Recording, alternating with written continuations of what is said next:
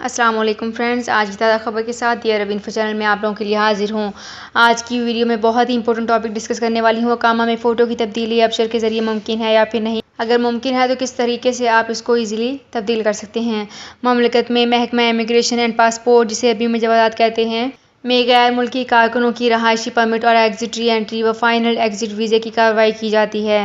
جوازات میں غیر ملکی کارکنوں کا ڈیٹا محفوظ رکھا جاتا ہے۔ کارکن کی فائل ایگزٹ پر جانے پر ہی جوازات میں فائل کلوز کی جاتی ہے۔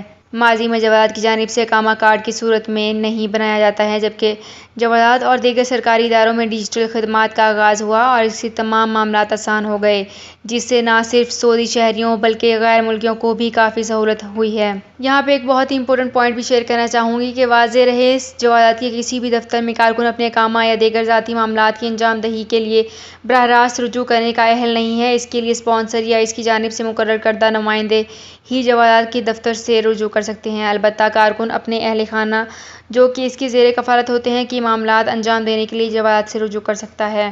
تو فرینڈز، یہ تھی میری آج کی ویڈیو۔ ہوپ آپ کو یہ ویڈیو پسند آئی ہوگی۔ اگر آپ کو یہ ویڈیو پسند آئی ہے تو ہمارے چینل کو سبسکرائب، لائک اینڈ شیئر کر لیجئے۔ تو فرینڈز، ملتے ہیں ایک نئی ویڈیو میں ایک بالکل نئی اپڈیٹ کے ساتھ۔ اپنا بہت خیال رکھیے گا۔ اللہ حافظ۔